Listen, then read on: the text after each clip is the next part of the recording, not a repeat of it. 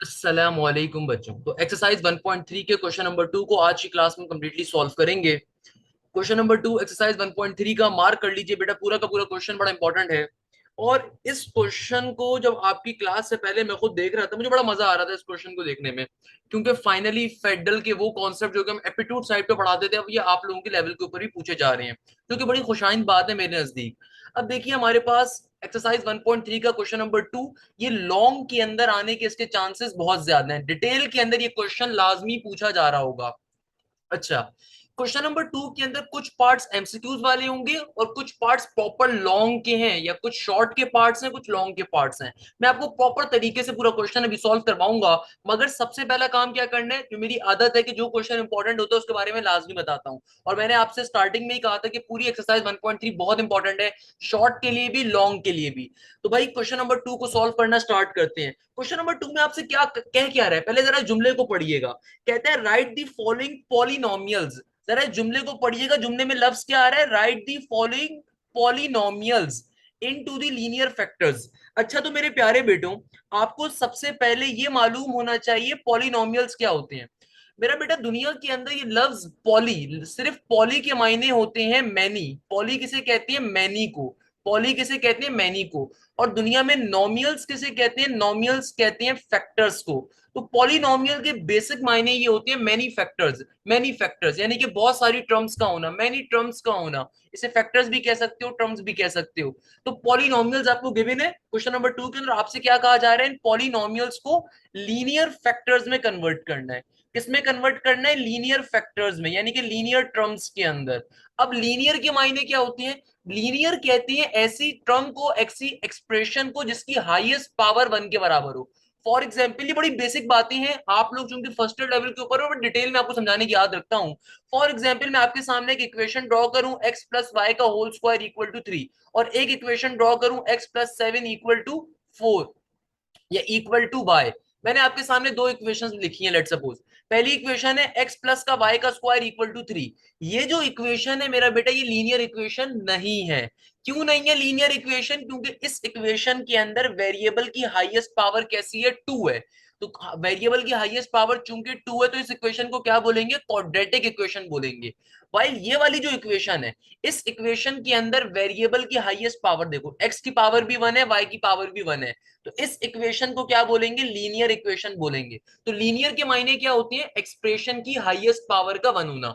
तो question number 2 के अंदर बेसिकली आपको पॉलिनोमियल्स गिवन है और आपसे कहा जा रहा है कि उन्हें लीनियर फैक्टर्स में कन्वर्ट करना है। अब ये बड़े मजे का कॉन्सेप्ट है मेरा बेटा। क्वेश्चन नंबर 2 का जो पार्ट नंबर 1 है ना, शॉर्ट के अंदर इंपॉर्टेंट है, शॉर्ट में आ सकता है। क्वेश्चन नंबर 2 का पार्ट नंबर 1 क्या कह रहा है, कहता है कि भाई देखो मैं तुम्हें दे दूं अगर z का स्क्वायर प्लस के 81b का होल स्क्वायर। क्या दे दूं भाई, अगर मैं z का स्क्वायर इंटू प्लस का 81b स्क्वायर दे दूं, तो बताओ आंसर क्या होगा। अब ये जो क्वेश्चन है ना मेरा बेटा, ये बड़ा मजे का क्वेश्चन है कि आपको गिवन है z square plus 81b square. आपसे कहा जा रहा है इसको लीनियर फैक्टर्स में कन्वर्ट करना है। इस क्वेश्चन को सॉल्व कैसे करेंगे बेटा, ये शॉर्ट के अंदर आने के चांसेस है, पहले बता रहा हूं, नहीं तो एमसीक्यूज में भी आ सकता है आपके लेवल में, मगर शॉर्ट क्वेश्चंस के अंदर आ सकता है। देखो भाई, क्वेश्चन को सॉल्व करने का तरीका, एक दफा आपने अपने क्वेश्चन को एज इट इज लिख दिया। अब देखो आपको इसको लीनियर फैक्टर्स में कन्वर्ट करना है मेरा बेटा। अगर आप बचपन से मैथ्स को पढ़ते हुए आ रहे हो, अगर आपने किसी ढंग के कोचिंग वाले सर से या टीचर से पढ़ा हुआ है, या अगर आपको बचपन से किसी नॉर्मल मैथ्स भी आती है, आपको मालूम होगा कि यार फॉर्मूला क्या होता है, ए स्क्वायर माइनस बी स्क्वायर का फॉर्मूला होता है ए प्लस बी इंटू ए माइनस बी के लिए, है ना भाई। ये फॉर्मूला आप तमाम लोग पढ़ चुके हैं कि भाई ये फॉर्मूला ए स्क्वायर माइनस बी स्क्वायर के लिए होता है। अब अगर मैं आपसे बोलूं कि यार ए स्क्वायर प्लस बी स्क्वायर के लिए नहीं होता ये फॉर्मूला, नहीं मेरा बेटा, ये फॉर्मूला ए स्क्वायर प्लस बी स्क्वायर के लिए नहीं होता। यानी कि मैंने आपसे क्या कहा कि भाई देखो, आप बचपन से इस फॉर्मूले को पढ़ते हुए आ रहे हो, ए स्क्वायर माइनस का बी स्क्वायर बराबर होता है किसके, ए प्लस बी इंटू ए माइनस बी के, बचपन से पढ़ते हुए आ रहे हो, सिंपल सा फॉर्मूला है। अब देखो इस क्वेश्चन की खास बात, मुझे इस क्वेश्चन को फर्दर ब्रेक करना है। अब कैसे ब्रेक करूं, परेशान बैठा हुआ हूं, कुछ समझ में नहीं आ रहा। चलो फिर एक काम करता हूं, इसके स्क्वायर्स पहले ब्रेक कर देता हूं। क्या ब्रेक कर देता हूं, पहले स्क्वायर्स को ब्रेक कर देता हूं। क्लियर है मेरा? अच्छा तो मेरा बेटा गौर से देखिएगा, हम क्या कर लेंगे, z पे भी स्क्वायर ले लेंगे, और इधर देखो भाई 81 किसका स्क्वायर होता है, हमें बचपन से मालूम है 81 किसका स्क्वायर होता है मेरा बेटा, 9 का स्क्वायर होता है। तो हमने क्या करा मेरा बेटा, हम लोगों ने z को भी स्क्वायर में लिख दिया, और ये 81 बी स्क्वायर था ना, तो हमने एक ही बार ब्रैकेट के बाहर इस टर्म को भेज दिया।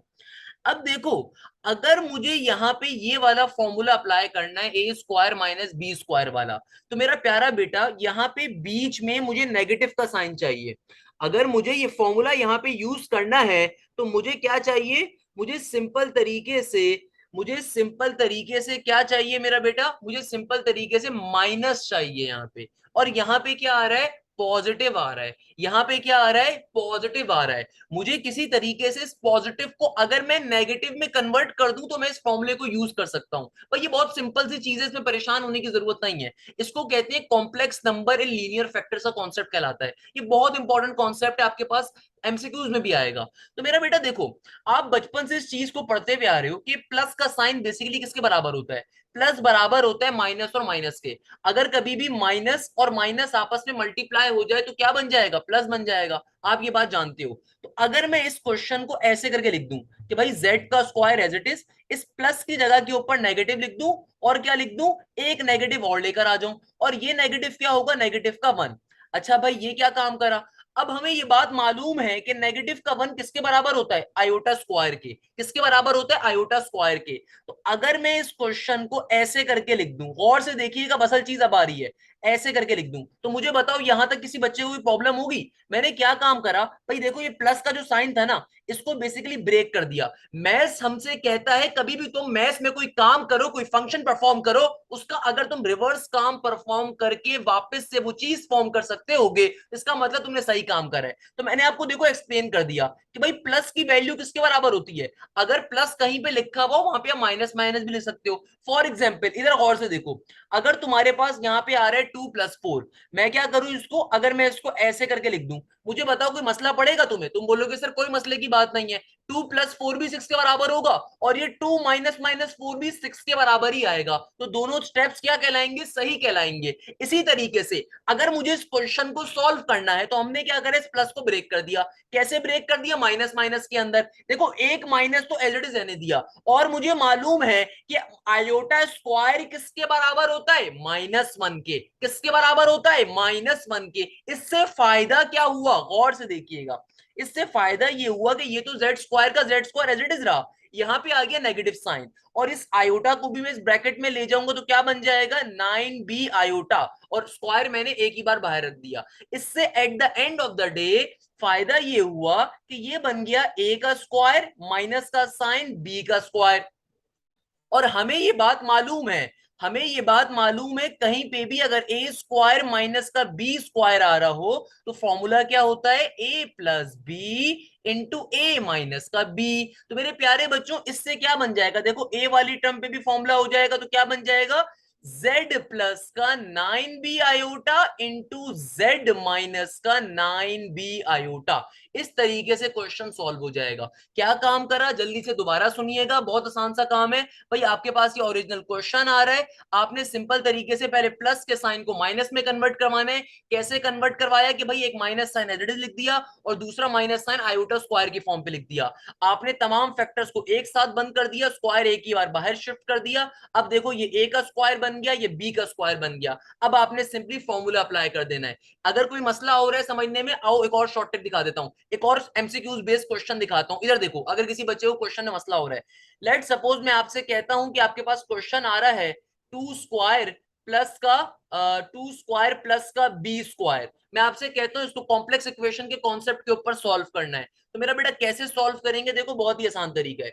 कैसे सॉल्व करोगे, देखो ये टू के ऊपर तो आपको स्क्वायर ऑलरेडी गिवन है, मुझे यहां से प्लस साइन रिमूव करना है। मुझे मालूम है प्लस किसके बराबर होता है, माइनस माइनस के बराबर होता है। तो मैंने एक माइनस साइन ले आया और फिर दूसरा माइनस साइन आयोटा स्क्वायर की फॉर्म में लिख दिया, और बी का स्क्वायर एज इट इज का एज इट इज। अब फैक्टर्स को एक साथ लिख दीजिए, टू का square as it is minus का माइनस एज इट इज। भाई देखो मैंने कोई गलत काम नहीं करा यहाँ पे। अगर मैं इस ब्रैकेट को ओपन करूंगा तो मुझे मालूम है कि आयोटा स्क्वायर माइनस वन के बराबर होता है, तो माइनस माइनस वापस से प्लस बन जाएगा। मैथ्स आपसे कहता है कि अगर आप कोई भी नया स्टेप परफॉर्म करो, अगर आप उसका रिवर्स स्टेप वापस से कर सकते हो तो इसका मतलब आपने सही काम किया है। तो कभी भी इस चीज में परेशान मत होइएगा, हमेशा कभी भी कोई चीज करो ना परफॉर्म, उसका रिवर्स स्टेप करके देख लो मेरा बेटा। फॉर एग्जाम्पल मैंने प्लस को ब्रेक करा इन चीजों में, इसका रिवर्स स्टेप क्या होगा, वापस से प्लस बन जाएगा। अगर ब्रैकेट को ओपन करूंगा तो वापस से प्लस बन सकता है, यानी कि हमने सही काम किया है। अब इनको ब्रैकेट्स के अंदर शिफ्ट कर दूंगा, तो ब्रैकेट्स में शिफ्ट हो जाएगा तो क्या बन जाएगा, आयोटा बी का होल स्क्वायर। तो यहाँ पे finally A square minus B square का फॉर्मूला अप्लाई हो जाएगा।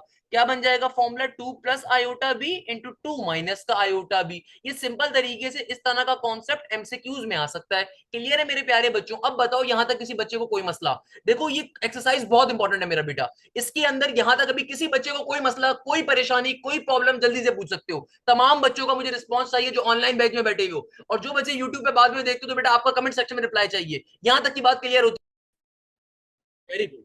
अगर आपको क्वेश्चन नंबर टू का पार्ट नंबर वन क्लियर हो गया तो पार्ट नंबर थ्री भी सेम पैटर्न पे सॉल्व होगा। तो क्वेश्चन नंबर टू का पार्ट नंबर थ्री पहले सॉल्व करवा रहा हूं, उसके पीछे रीजन ये है कि बाकी पार्ट और खतरनाक है। तो पहले क्वेश्चन नंबर टू का पार्ट नंबर थ्री देखिएगा, इस पार्ट को भी बिल्कुल सेम पैटर्न पे सॉल्व करेंगे। देखो भाई क्वेश्चन क्या गिवन है, 4z स्क्वायर प्लस का 9b स्क्वायर गिवन है। क्या गिवन है, प्लस का 9b स्क्वायर। अब देखो इस क्वेश्चन को सॉल्व कैसे करना है। मेरे प्यारे बच्चों, क्वेश्चन देख के पहचान जाओगे क्वेश्चन सॉल्व कैसे होगा। आपको सिंपल सा क्वेश्चन गिवन है, आपसे क्या कह रहा है, आपको कहा जा रहा है इसको लीनियर फैक्टर्स में कन्वर्ट करो। भाई लीनियर फैक्टर्स में कैसे कन्वर्ट कर सकता हूं अगर बीच में प्लस का साइन आ रहा है, तो यानी कि ये प्लस के साइन को किसी तरीके से माइनस में कन्वर्ट करना है। That's the only concept here, that's the only concept here. तो क्या करेंगे मेरा बेटा, एक दफा सबसे पहले अगर शॉर्ट में क्वेश्चन आएगा तो जाहिर सी बात है स्टेप्स के नंबर होते हैं, तो एक दफा हमने क्वेश्चन को एज इट इज उतार लिया। फिर क्या करेंगे सर मेरा बेटा, फिर सिंपल तरीके से इसको ब्रेक डाउन कर दो। भाई देखो 4z स्क्वायर का z square as it is, 4z square का z square as it is. Plus के साइन को माइनस में कैसे कन्वर्ट करेंगे, बचपन से पढ़ते हुए आ रहे हो कि भाई प्लस किसके बराबर होता है, माइनस माइनस के। और मुझे ये बात मालूम है कि भाई माइनस का one is basically iota square. एक और माइनस की जगह पे हम क्या रख सकते हैं, आयोटा स्क्वायर रख सकते हैं, सही है ना। और आगे 9b square as it is का एज इट इज। अब देखो भाई तमाम टर्म्स के स्क्वायर्स को बाहर निकाल देंगे ब्रैकेट के, तो मेरे प्यारे बच्चे 4 किसका स्क्वायर होता है, 2 का, और z पे भी स्क्वायर आ रहा है तो क्या बन जाएगा, 2z स्क्वायर। इसी तरीके से माइनस का माइनस एज इट इज। देखो आयोटा पे भी स्क्वायर है, 9 किसका स्क्वायर होता है, 3 का, और b पे भी स्क्वायर है तो क्या बन जाएगा, 3b आयोटा का होल स्क्वायर। अब फाइनली अगर आप गौर से देखो तो ये पूरी टर्म आपकी a बन गई, ये पूरी टर्म आपकी b बन गई। तो a पे भी स्क्वायर आ गया, माइनस का b स्क्वायर हो गया। आपको मालूम है कि ए स्क्वायर माइनस का बी स्क्वायर किसके बराबर होता है, ए प्लस बी इंटू ए माइनस बी के। तो मेरे प्यारे बच्चों ये क्या हो जाएगा, ये हो जाएगा 2z प्लस का 3b iota into 2z minus का 3b आयोटा। इस तरीके से हमारा ये आंसर आ जाएगा। देखो ये बहुत आसान से क्वेश्चंस हैं, बिलीव मी ये वाले क्वेश्चंस शॉर्ट में भी आ सकते हैं और मेजॉरिटी चांसेस एमसीक्यूज के होते हैं। ऐसे क्वेश्चन हम नस्ट के बैच में पढ़ाता हूँ बेटा, एप्टीट्यूड लेवल के ऊपर, वहां पे बच्चों वाले एमसीक्यूज होते हैं। इसी तरीके से देखो एक और एक छोटा सा एमसीक्यू मेरे जहन में आ रहा है, वो भी करवा देता हूं, नहीं तो आप परेशान हो जाओगे। सर 4 और 9 को ब्रेक नहीं कर सकते मेरा बेटा, 4 को किसमें ब्रेक करोगे? 4 क्या होता है? 2 का स्क्वायर होता है ना, हमने ब्रेक करा तो है मेरा बेटा। 9 देखो 3 का स्क्वायर होता है, हमने ब्रेक करा तो है मेरा बेटा। एक नंबर्स को ब्रेक करना मैटर नहीं करता। अगर इस टर्म को सॉल्व करवाना है तो पहले इस बीच वाले प्लस के साइन को ब्रेक करना पड़ेगा। बात को समझिएगा, मैं आपको एक और भी कॉन्सेप्ट दिखाता हूं। फॉर एग्जाम्पल, मेरे पास अगर क्वेश्चन आ जाए 7 प्लस का 7 प्लस का y स्क्वायर, मुझसे कहा जाता है इसको कॉम्प्लेक्स इक्वेशन की फॉर्म पे सॉल्व करो, या मुझसे कहा जाता है सिंपल कि आपको पॉलिनोमियल गिवन है, इसका बताओ लीनियर फैक्टर्स में इसका प्रोडक्ट क्या होगा, प्रोडक्ट और लीनियर फैक्टर्स में कन्वर्ट करना है। अब देखो इस क्वेश्चन को कैसे सॉल्व करेंगे। अब ये बड़ा डिफिकल्ट क्वेश्चन आ रहा है, अब बच्चा परेशान हो गया, सर 7 पे तो स्क्वायर ही नहीं है, अब क्या करें? अरे कोई मसले की बात नहीं है मेरा चंदा, अगर 7 पे स्क्वायर नहीं है तो आप खुद से लेकर आ जाओ। सर किसी टर्म के ऊपर खुद से स्क्वायर कैसे आता है? भाई आप अंडर रूट 7 लिखो और उस पे स्क्वायर भी लिख दो। इसका मतलब क्या होगा? देखो मैंने हमेशा कहा, मैथ्स करने में वही बच्चा कामयाब है जो इस छोटी सी बात को समझ सके। कभी भी मैथ्स के अंदर कोई डेयरिंग काम करो, कोई स्टेप परफॉर्म करो, हमेशा देखो क्या उसका रिवर्स स्टेप के अंदर वापस से वही टर्म मिलेगी, बिल्कुल ऐसा ही होगा। भाई देखो मैंने अपने काम को परफॉर्म करने के लिए यहाँ पे अंडर रूट भी लेकर आया और स्क्वायर भी लेकर आया, इसका रिवर्स स्टेप क्या होगा? स्क्वायर से रूट कट जाएगा तो वापस से 7 बन जाएगा। इसका मतलब हम लोगों ने सही काम करा है। क्लियर है मेरा बेटा? अच्छा भाई, तो यहाँ पे देखो मुझे क्वेश्चन गिवन था 7 प्लस का y स्क्वायर। अगर मुझे इस क्वेश्चन को कन्वर्ट करना था तो हम लोगों ने 7 के ऊपर स्क्वायर चाहिए था। अब 7 पे स्क्वायर नहीं था तो हम लोग खुद से लेकर आ गए। कैसे? कैसे लेकर आए कि 7 पे मैंने अंडर रूट भी लगा दिया और स्क्वायर भी लगा दिया, तो बेसिकली नेट इंपैक्ट कुछ भी नहीं पड़ा, वो 7 का 7 ही रहेगा, मगर क्वेश्चन सॉल्व करवाने के लिए हमारी हेल्प हो जाएगी। और इधर प्लस को कैसे रिमूव करेंगे भाई? प्लस बराबर होता है माइनस माइनस के। भाई बचपन से जुमला पढ़ते हुए आ रहे हो ना कि प्लस किसके बराबर होता है? अगर माइनस के साइन को माइनस से मल्टीप्लाई कर दिया जाए तो प्लस बन जाता है। तो भाई एक माइनस साइन बेसिकली इधर ही रहने दे रहे हो, और तुम्हें पता है कि एक माइनस साइन किसके बराबर होता है? आयोटा स्क्वायर के। तो भाई प्लस बेसिकली किसके बराबर है? नेगेटिव इंटू आयोटा स्क्वायर के। तो एक प्लस किसके बराबर है? नेगेटिव इंटू आयोटा स्क्वायर के। और y पे वैसी स्क्वायर आ रहा है, तो ये क्या बन गया मेरा बेटा? अंडर रूट 7 का स्क्वायर माइनस का y इंटू आयोटा का होल स्क्वायर। अब फाइनली फॉर्मूला अप्लाई कर दोगे A square minus B square का, तो क्या बन जाएगा? रूट 7 प्लस का y iota into under root 7 minus का y आयोटा। तो मेरा बेटा ये वाले क्वेश्चन एमसीक्यूज के अंदर आने के चांसेस बहुत ज्यादा है। तो बेटा जैसे मैंने आपसे कहा था, जो बच्चे ऑनलाइन बैच में शामिल है, आप लोगों की एमसीक्यूज की तैयारी भी मैं साथ साथ करवाऊंगा। ये बेसिक कॉन्सेप्ट है जो एमसीक्यूज में इजीली पूछा जाएगा। क्लियर है यहाँ तक की बात? तमाम बच्चों जल्दी से बता दो मुझे। अच्छा तो मेरे प्यारे बच्चों, अब हमारे पास क्वेश्चन नंबर 2 के बाकी के क्वेश्चंस के ऊपर मूव कर रहे हैं। क्वेश्चन नंबर 2 के अंदर दो तरह के कॉन्सेप्ट से, एक कॉन्सेप्ट जो मैंने आपको पढ़ा दिया बड़ा सिंपल सा कॉन्सेप्ट था, अब ये आ रहा है बड़े मजे का कॉन्सेप्ट। और ये वाले जो क्वेश्चंस हैं, इनके शॉर्ट में भी और लॉन्ग में भी दोनों के आने के अंदर चांसेस हैं बहुत ज्यादा। पहले बता रहा हूं मेरा बेटा, देखो क्वेश्चन नंबर 2 का part number 2, part number 4, part number 5, part number 6, part number 7 सब करवाऊंगा, मगर इनको मार्क कर लो, पहले से मार्क कर लो। ये क्वेश्चन शॉर्ट में भी आएगा तुम्हारी पेपर में, लॉन्ग में भी आएगा। कोई वजह है जो मैं ये बात कह रहा हूं मेरा बेटा? कोई वजह है, कोई रीजन है? देखो इस कॉन्सेप्ट में क्या कहा जा रहा है, अगेन आपका मेन क्वेश्चन वही है। आपको बेसिकली पॉलिनोमियल गिवन है। पॉलिनोमियल के मायने क्या होते हैं कि भाई आपको मेनी टर्म्स गिवन है, बहुत सारी टर्म्स गिवन है। आपसे कहा जाता है कि मेरा बेटा इसको लीनियर फैक्टर्स में कन्वर्ट करना है। क्या कहा जाता है? लीनियर फैक्टर्स में कन्वर्ट करना है, कोई मसले की बात नहीं है। देखो भाई सबसे पहला काम क्या होता है, देखो अच्छा बच्चे की निशानी, अच्छा बच्चा हमेशा क्वेश्चन को एक दफा खूबसूरती से पहले उतार देता है। भाई हमारा मासूम सा बच्चा क्या करेगा? पहले क्वेश्चन को एक दफा एज इट इज उतार दो। अब देखो ये आपको गिवन क्या है, बेसिकली ये आपको क्या गिवन है? पॉलिनोमियल गिवन है। तो मेरा बेटा हमेशा ये बात याद रखिएगा, दुनिया के हर पॉलिनोमियल को हम पी जेड से डिनोट करते हैं। किससे डिनोट करते हैं? पी जेड से। ये हमारा तरीकेकार होता है। अच्छा इसको चाहे आप एक और टर्म से भी रिप्रेजेंट कर सकते हो, आसान भाषा में अगर, तो भाई जो भी वेरिएबल अंदर यूज हो रहा है ना, आप उससे भी डिनोट कर सकते हो। फॉर एग्जाम्पल पी का मतलब पॉलिनोमियल फंक्शन, कौन सा फंक्शन? जो भी वेरिएबल अंदर यूज हो रहा है। अगर ये क्वेश्चन अंदर एक्स के रेफरेंस से गिवन होता तो आप पी एक्स कह देते। अगर अंदर का क्वेश्चन आपको वाई की रिस्पेक्ट से गिवन है, आप उसको पी वाई भी कह सकते हो, मगर यूजुअली हम जेड की रेफरेंस से कह रहे होते हैं। क्लियर है? मैं इसको और एक्सप्लेन कर देता हूं कि लेट सपोज मुझे पॉलिनोमियल इस तरह का गिवन हो, मुझे पॉलिनोमियल कुछ इस तरह का गिवन हो, तो इस सूरत में ऐसे पॉलिनोमियल को हम पी एक्स से डिनोट करेंगे। यानी कि जो भी मुझे पॉलिनोमियल के अंदर वेरिएबल गिवन होता है ना, उससे मेरा पॉलिनोमियल हमेशा डिनोट किया जाता है। अब देखो मेरा बेटा सॉल्व करने का तरीकेकार क्या है। देखो पॉलिनोमियल इक्वेशन को सॉल्व बड़े मजे से सॉल्व किया जाता है, बहुत मजे से सॉल्व किया जाता है।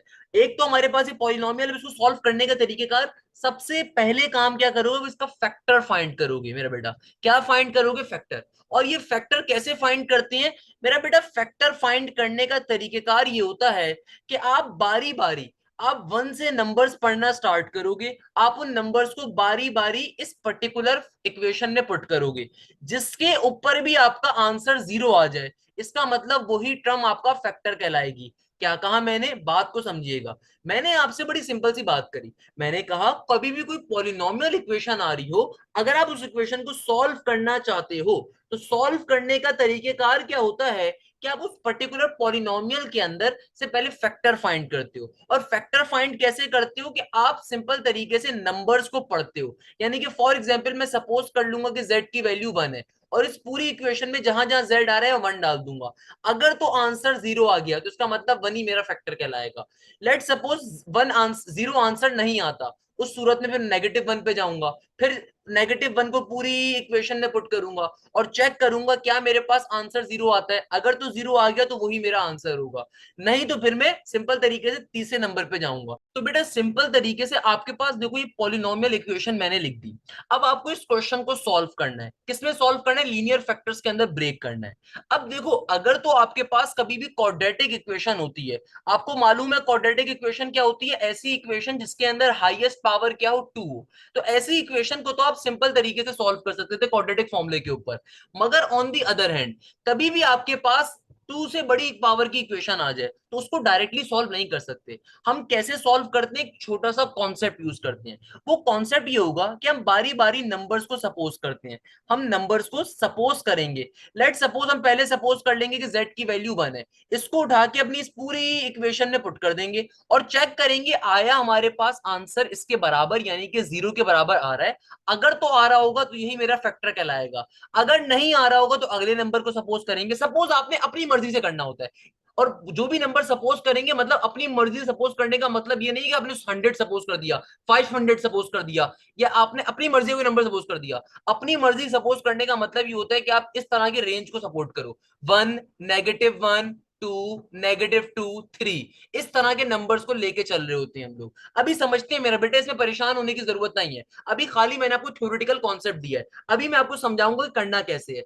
अब देखो लेट सपोज हमने कह दिया कि भाई ये क्या है, हमारे पास पॉलिनोमियल है। हमने कह दिया कि let P Z this is a polynomial. सबसे पहले हम लोगों ने इस बात को लिख दिया कि भाई ये जो टर्म आ रही है ये क्या आ रही है, पॉलिनोमियल आ रही है। अभी कोई मुश्किल चीज नहीं है, अभी तक किसी बात को लेके परेशान चल रहे हो, बिल्कुल परेशान होने की जरूरत नहीं है। सब अभी करके स्टेप बाय स्टेप हाथ से करके दिखाऊंगा। अभी सिर्फ क्वेश्चन को देखो कि मैंने क्वेश्चन को एक बार एज इट इज उतारा है और इसको पॉलिनोमियल कहा है, लफ्ज पॉलिनोमियल समझा चुका हूं। तो अभी तक मैंने क्वेश्चन सॉल्व नहीं करा। अभी अगर परेशान हो रहे हो सर पता नहीं क्या कह रहे हैं, तो भाई मैंने अभी तक क्वेश्चन सॉल्व करना स्टार्ट नहीं करा। अभी चिंता नहीं करो, अभी सब सिखाऊंगा बेटा। अब देखो, अब क्या करना है, जो मैंने आपसे बात करी ना, अब उसको हम यूज कर रहे हैं कि भाई हमने हेयर पी जेड को बेसिकली हमने जो लिखा है, पी जेड को हमने किसके बराबर कहा हुआ है, पी जेड पॉलिनोमियल को रिप्रेजेंट करवाने के लिए। और इक्वेशन क्या है, ये इक्वेशन आ रही है 3z² प्लस का z माइनस का 5। क्लियर है मेरा बेटा। अब देखो आपको चीजें सपोज करनी है। सबसे पहले हम पहला नंबर सपोज कर लेते हैं, for z is equal to 1। क्या कहा भाई, हम बारी बारी नंबर सपोज करेंगे। अच्छा, नंबर सपोज करते हुए आपके अब्बा जान की मर्जी नहीं है कि भाई आप आइंस्टाइन की औलाद हो, आपने 99 सपोज कर लिया, 100 सपोज कर लिया, 220 सपोज कर लिया, 50, ऐसा नहीं है। आप एक पैटर्न को फॉलो करोगे, 1 होगा, -1 होगा, जीरो भी कर सकते हो कुछ केसेस के अंदर, +2 होगा, फिर -2 होगा। आपने सीक्वेंस को फॉलो करते हुए जाना है, 1, -1, 2, -2, 3, -3। ऐसा नहीं है कि डायरेक्टली 100 सपोज कर लिया। तो अगर जैसे फॉर एग्जाम्पल पहला नंबर मैंने 1 सपोज करके चेक करता हूं, तो जहां जहां मेरे पास यहाँ पे इस इक्वेशन में अब z आ रहा है, वहां पे z की जगह पे 1 डाल दूंगा, तो क्या बन जाएगा, ये बन जाएगा P1, क्योंकि मैंने z की जगह पे 1 सपोज करा है। क्या बन जाएगा मेरा बेटा, जहां पे z आ रहा है वहां पे क्या आ जाएगा, 1 आ जाएगा। तो 1 का क्यूब प्लस 3 इंटू 1 का स्क्वायर प्लस 1 का 1 एज इट इज माइनस का 5। तो मेरा बेटा ये क्या हो जाएगा, 1 का 1 प्लस का 3 प्लस का 1 माइनस का 5। तो मेरे प्यारे बच्चों क्या हो जाएगा, 3+1 4, 4+1 5 हो जाएगा। 5 में से 5 चला गया तो इसका मतलब क्या आ गया, 5 में से जब 5 चला जाएगा तो इसका मतलब p की वैल्यू 1 रखने पे आंसर क्या मिल गया, 0 मिल गया। इसका मतलब क्या हुआ, p की वैल्यू 1 रखने पे आंसर क्या मिल गया मेरा बेटा, 0 मिल गया। गौर से देखो, p की वैल्यू 1 रखने पे आंसर क्या मिल गया, 0 मिल गया। यानी कि पहले ही नंबर को सपोजिशन जब मैंने अपनी इक्वेशन में करवाई तो आंसर हमारे पास आ गया। इसका मतलब हमें पहला फैक्टर यहां से तकरीबन मिल गया। हमने क्या मिल गया, यहां से तकरीबन पहला फैक्टर मिल गया। कैसे, कि भाई देखो, हम लोगों ने बेसिकली पहला फैक्टर फाइंड कर लिया, तो क्या लिखेंगे, hence, hence the factor of, here the factor of, here the factor of, here the factor of. Equation क्या है, उस इक्वेशन को एक बार उतार दो। इक्वेशन क्या है मेरा बेटा, z³ प्लस का 3z² प्लस का z माइनस का 5 इज।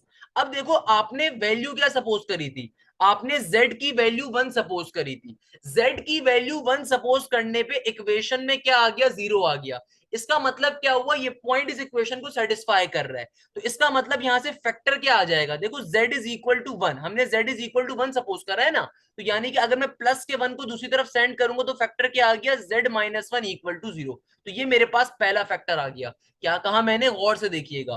भाई हमने z की वैल्यू 1 सपोज करी ना, तो अगर प्लस के 1 को मैं वापस से इस तरफ सेंड करूंगा तो मेरे पास फैक्टर क्या आ गया, z-1 = 0। क्या आ गया मेरा बेटा, z-1 = 0। तो मैं क्या कह सकता हूं कि भाई पहला फैक्टर क्या आ रहा है, z-1। पहला फैक्टर क्या आ रहा है, z-1। अब यहां से असल काम स्टार्ट होगा, अब यहां से असल काम स्टार्ट होगा। जल्दी से बता दो पहले यहां तक किसी बच्चे को कोई मसला, क्योंकि फर्स्ट फैक्टर को फाइंड करना बहुत इजी होता है। आपको कितने फैक्टर्स फाइंड करने हैं, आपको 3 आंसर्स फाइंड करने हैं। हमेशा ये बात याद रखिएगा कि आपकी इक्वेशन में जितनी भी हाईएस्ट पावर होती है उतने उस क्वेश्चन के आंसर्स होते हैं। इस इक्वेशन में कितनी हाईएस्ट पावर है, 3 हाईएस्ट पावर है। इसका मतलब इस क्वेश्चन के आंसर्स भी कितने होंगे, 3 फैक्टर्स निकाले जाएंगे।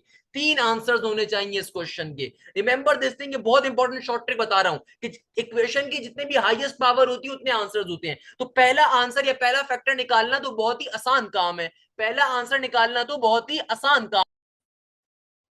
अभी तक यहाँ पे क्या क्या काम करा, गौर से देखिएगा। भाई एक दफा आपने अपने क्वेश्चन को एज इट इज लिख दिया, सही है ना। उसके बाद आप लोगों ने नंबर्स को सपोज करवाना है। पहला फैक्टर कैसे निकलेगा, नंबर्स को सपोज करवाओगे। फॉर एग्जाम्पल आपने z की वैल्यू 1 कंसीडर करी, तो जहां जहां आपके पास z आ रहा था 1 रखने के ऊपर, अगर तो आपको आंसर 0 मिल जाएगा। अगर तो आपको आंसर 0 मिल गया, इसका मतलब यही फैक्टर कंसीडर होगा। और फैक्टर कैसे निकालेंगे कि भाई z की वैल्यू जब 1 सपोज करी है तो प्लस का 1 जब दूसरी तरफ जाएगा तो यानी कि z-1 फैक्टर आ गया। फैक्टर का मतलब एक्सप्रेशन होती है, तो ये पहला फैक्टर आ गया। अब बाकी के फैक्टर्स कैसे फाइंड करते हैं, वो सिंथेटिक डिवीजन के ऊपर फाइंड किए जाते हैं। कैसे फाइंड किए जाते हैं, सिंथेटिक डिवीजन के ऊपर, क्योंकि क्यूबिक इक्वेशन को सॉल्व करना मुश्किल काम होता है। तो बाकी के जो फैक्टर्स फाइंड करेंगे किस पे फाइंड करेंगे, सिंथेटिक डिवीजन के ऊपर। एक बच्चे का क्वेश्चन आया, सर क्या कोई और नंबर सेटिस्फाई करे तो फिर क्या करें। मेरा बेटा आप सीक्वेंस वाइज मूव करते हो, +1 देखा, -1 देखा, +2 देखा, -2 देखा, फिर आगे चलते जाओगे। तो अगर पहला ही नंबर सेटिस्फाई कर रहे हैं तो बाकी के नंबर्स नहीं देखे जाते। फिर आप पहले नंबर को सेटिस्फाई हो गया, क्योंकि बेसिकली इस फैक्टर से हम सिंथेटिक डिवीजन फाइंड करने में आसानी होगी। ये factor basically synthetic division find करने में हेल्प आउट करता है। तो असल में हमें उस चीज को फाइंड आउट करना है, इसीलिए यहां से हम पहला फैक्टर फाइंड करते हैं कि किस पे ये डिविजिबल हो रहा है। अब डिविजिबल तो मेरा बेटा एक नंबर 10,000 टर्म्स के ऊपर होता है।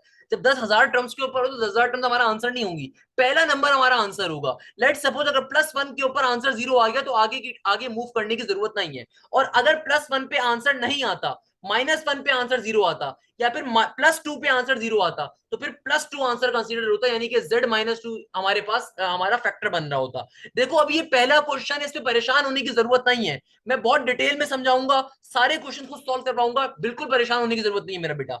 अच्छा, अब देखो आपके पास ये पहला फैक्टर आ गया z-1। अब फाइनली हम लोग सिंथेटिक डिवीजन के ऊपर मूव करेंगे बाकी के फैक्टर्स फाइंड करने के लिए। तो यहां पे लिख देंगे बाय सिंथेटिक डिवीजन मेथड। क्या लिख देंगे मेरा बेटा, bye synthetic division method, bye synthetic division method. यहां पे सिंपल तरीके से जुमले को लिख देना है, बाय सिंथेटिक डिवीजन मेथड। अब बाकी के जो आंसर्स बेसिकली फाइंड किए जाते हैं वो सिंथेटिक डिवीजन मेथड पे किए जाते हैं।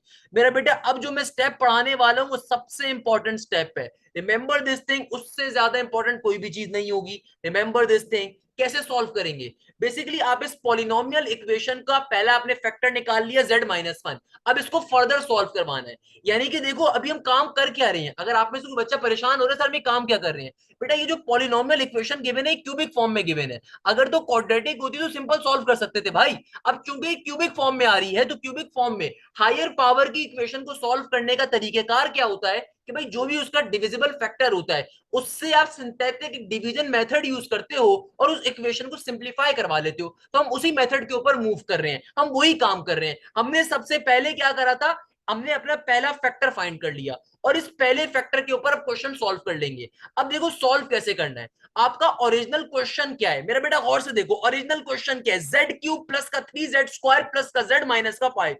तो इसको एक दफा एडिट लिख दो।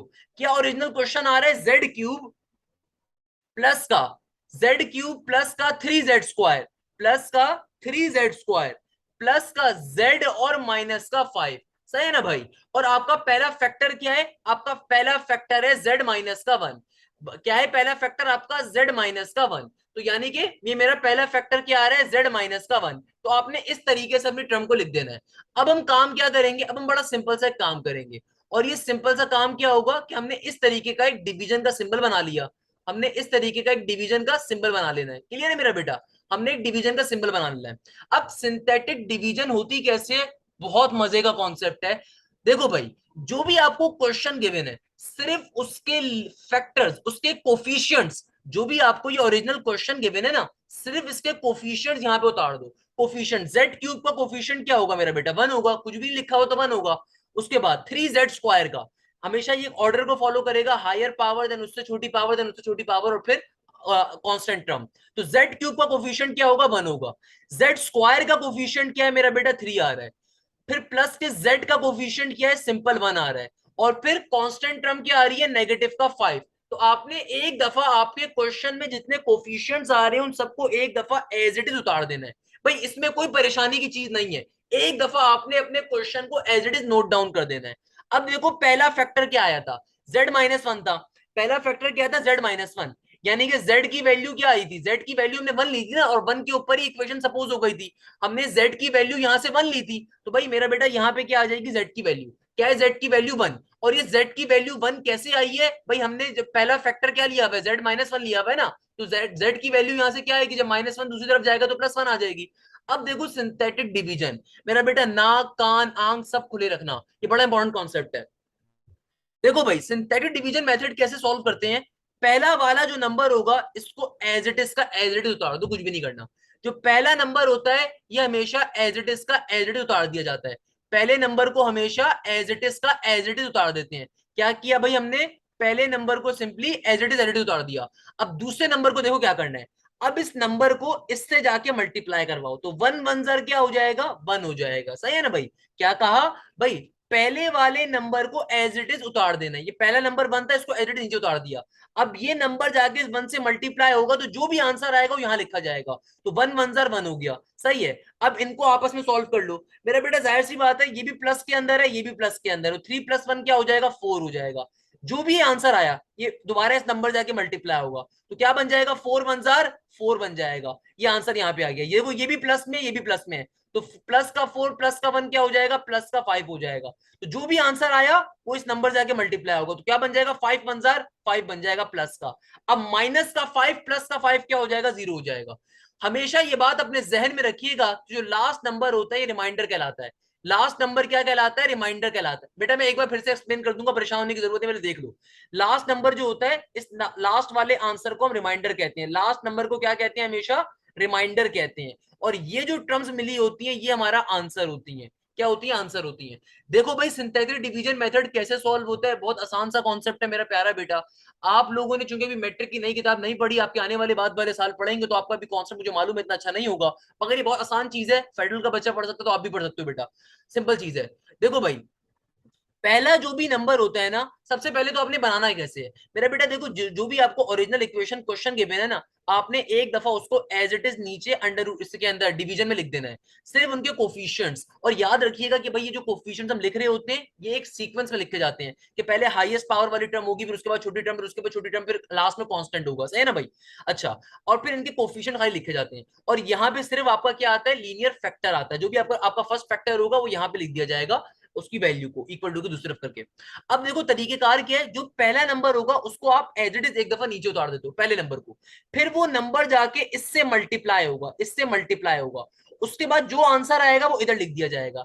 अब आप इन दोनों को आपस में सिंप्लीफाई करोगे प्लस या माइनस, तो आपका एक आंसर आ गया, सही है। जो भी आंसर आया है वापस इससे आके मल्टीप्लाई होगा, और फिर फोर आंसर क्या बन गया, फोर, जो आंसर आएगा यहाँ लिख दिया जाएगा।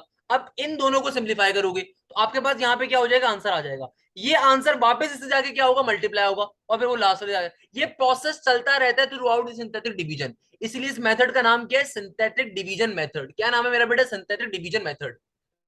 देखो आसान सी चीज है, कोई मुश्किल चीज नहीं है, सिंपल तरीके समझ लिया। अब देखो जो लास्ट वाली नंबर होते हैं ना, इसको पूरा सॉल्व कर लोगे, ये लास्ट नंबर तक ऐसे ही चलेगा। अब ये जीरो जब आ गया ना, इसको फर्दर सॉल्व नहीं करिएगा, क्योंकि आगे कोई नंबर नहीं है, तो जीरो वन से आगे मल्टीप्लाई नहीं होगा, यहीं पे इसका ये खत्म हो गया।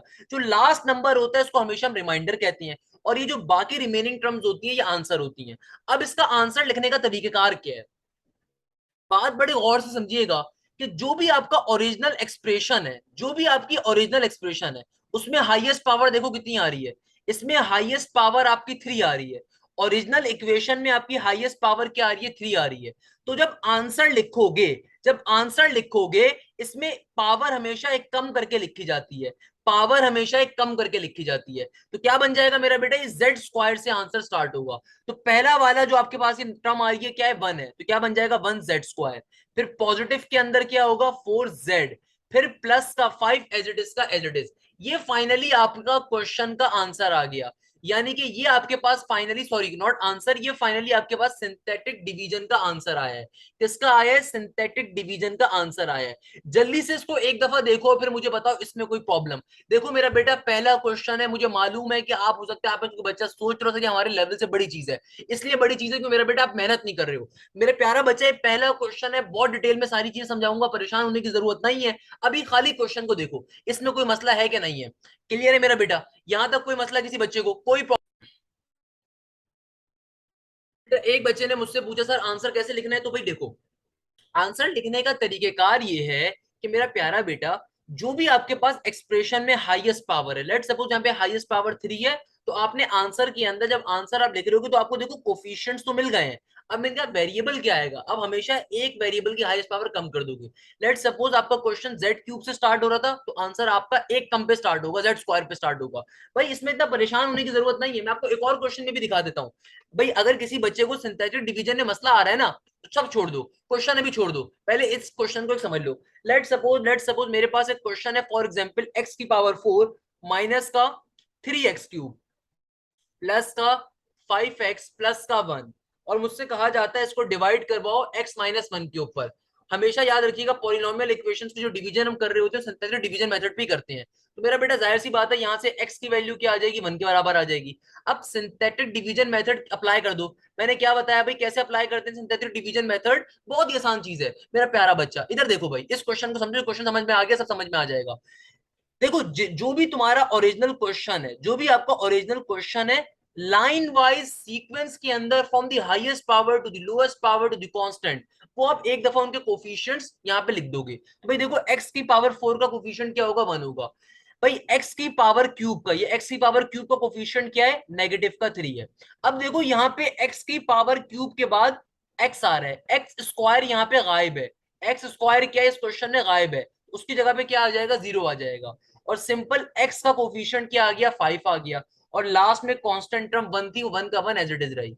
अब किससे डिवाइड करने को कहा गया, x माइनस वन से, तो यहां से x की वैल्यू क्या आ जाएगी, वन के बराबर, यहां से x की वैल्यू क्या आ जाएगी, वन के बराबर। अब अगर मुझे इस क्वेश्चन को सॉल्व करना है, तो सॉल्व करने का तरीकेकार बहुत ही आसान है।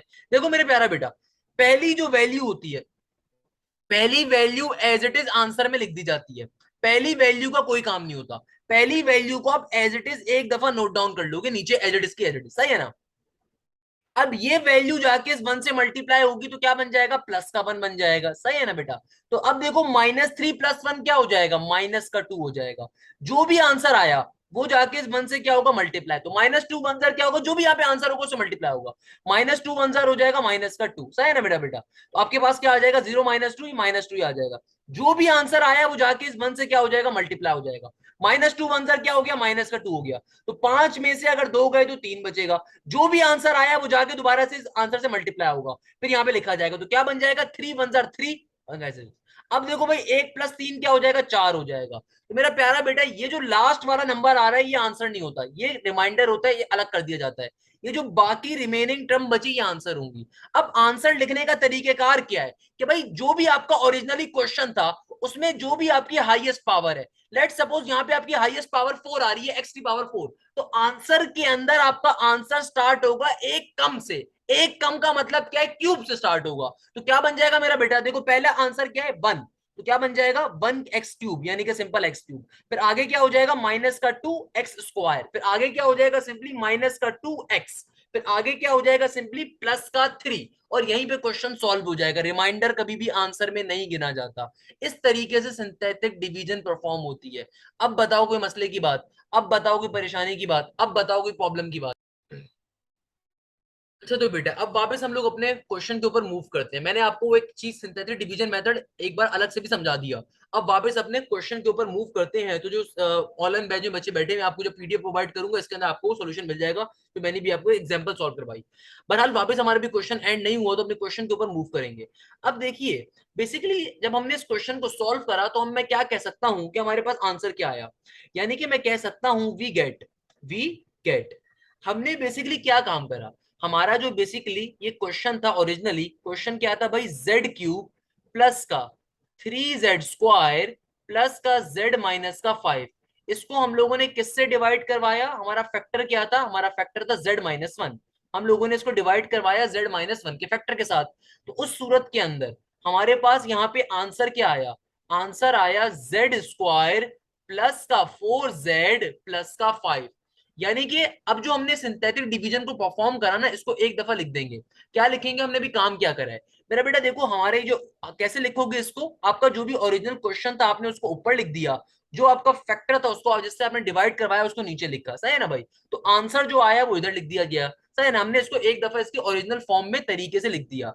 इससे फायदा क्या होगा, इससे फायदा ये होगा कि मेरे प्यारा बेटा अब देखो ये वाली टर्म z−1 जो यहाँ पे डिवाइड हो रही है वहां पे जाके क्या हो जाएगी, मल्टीप्लाई। तो ये क्या बन जाएगा, ये बन जाएगा z³ प्लस का 3z² प्लस का z−5 इक्वल टू के बाद क्या आएगा, इक्वल टू के बाद बचा z² प्लस का 4z प्लस का 5। ये z−1 जो यहाँ पे डिवाइड हो रहा है वहां पे जाके क्या हो जाएगा, मल्टीप्लाई हो जाएगा। वहां पे जाके क्या हो जाएगा, मल्टीप्लाई हो जाएगा। यानी कि अगर आप क्वेश्चन को गौर से देखो तो बेटा ये जो हमारा ओरिजिनल क्वेश्चन था इसको फाइनली हम लोगों ने इस तरह की टर्म में ब्रेक कर दिया। यानी कि ये जो मेरा ओरिजिनल क्वेश्चन था जिसको सॉल्व करना, जिसको सिंप्लीफाई करना तकरीबन नामुमकिन था, हमने पहले उससे एक फैक्टर बनाया और फिर उसको सिंथेटिक डिवीजन मेथड के ऊपर फर्दर ब्रेक डाउन कर दिया। कैसे ब्रेक डाउन कर दिया कि भाई देखो ये ओरिजिनल क्वेश्चन था, ये वाली साइड जो थी ये आपका ओरिजिनल क्वेश्चन थी, इसको आपने फर्दर ब्रेक करके दो सिंपल इक्वेशंस में कन्वर्ट कर दिया। अब ये फैक्टर तो हम पहले फाइंड कर चुके हैं, अब हमें इस वाली टर्म को फर्दर सिंप्लीफाई करना है ताकि हमारा फाइनली ये भी फर्दर ब्रेक डाउन हो जाए। और मुझे साफ दिख रहा है कि यहाँ पे मेरे पास हमारे पास सिंपल तरीके से नाउ वी गेट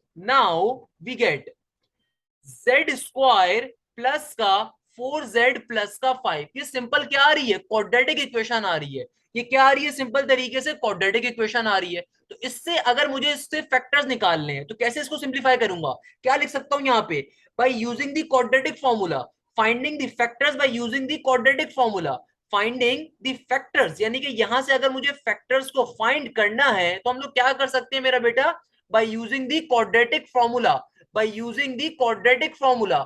यानी कि हम क्वाड्रेटिक फॉर्मूला को यूज करके इसको सिंप्लीफाई कर सकते हैं। बेटा परेशान होने की जरूरत नहीं है, जब क्वेश्चन रिपीट होगा फिर से दोबारा रिपीट भी कर दूंगा।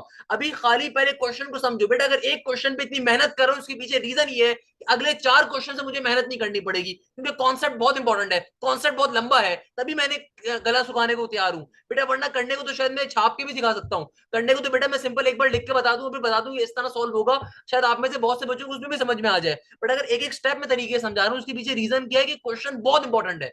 सॉल्व कैसे होगा मेरा बेटा, तरीके साथ साथ देखो।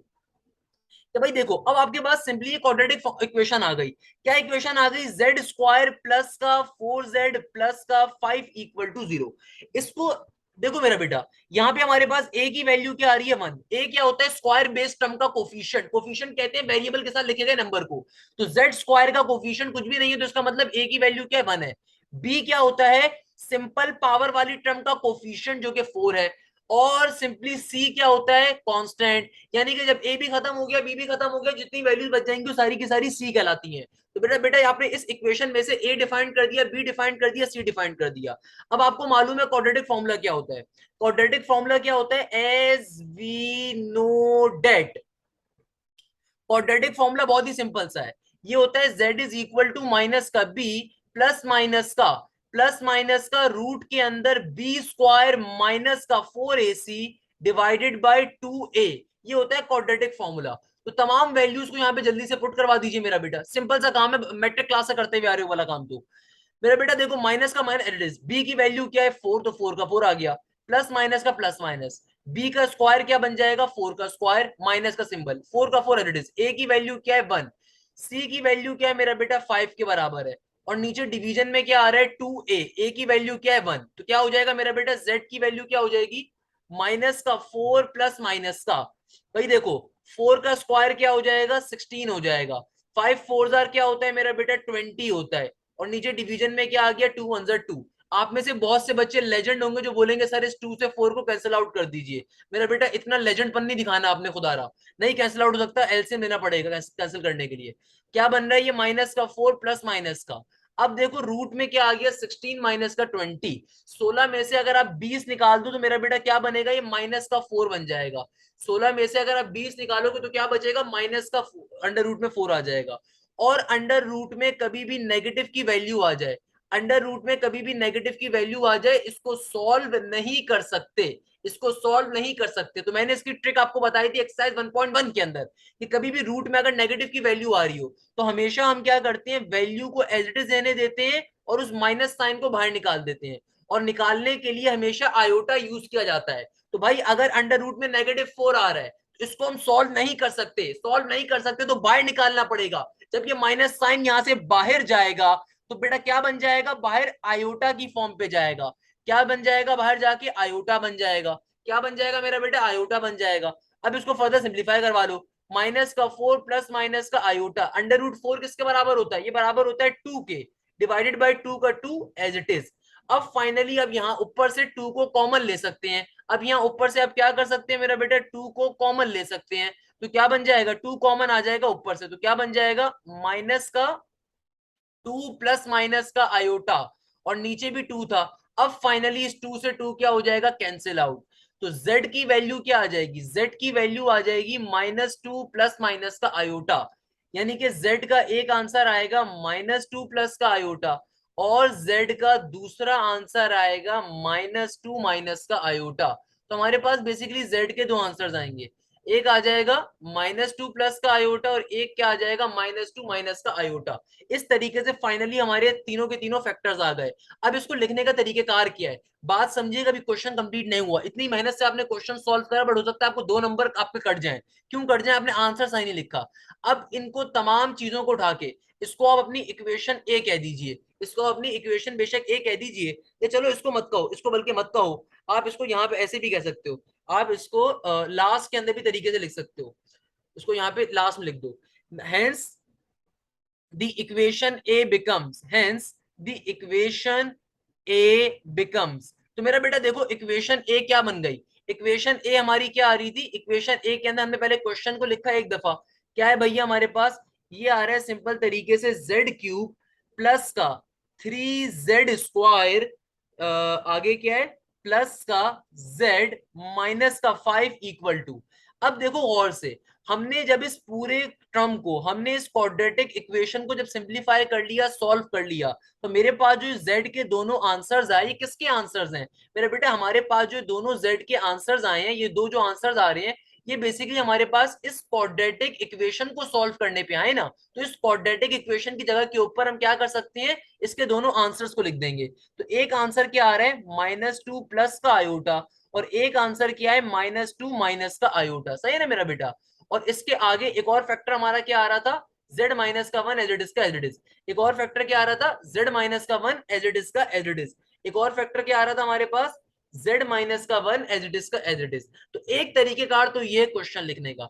वैसे इस क्वेश्चन लिखने का एक तरीकेकार हमारे पास और भी आ सकता है। और वो क्या आ सकता है सर, क्या वो भी बताएंगे? बिल्कुल बता सकता हूँ मेरा बेटा, कि अगर आप इसको देखो, अगर आप अपने दोनों आंसर्स को देखो, तो आप यहां से इसको एक और तरीके से भी लिख सकते हो कि भाई अगर तमाम वैल्यूज को आप एक ही साइड पर शिफ्ट करवा दो, तो क्या बन जाएगा, z+2 माइनस का आयोटा इक्वल टू 0।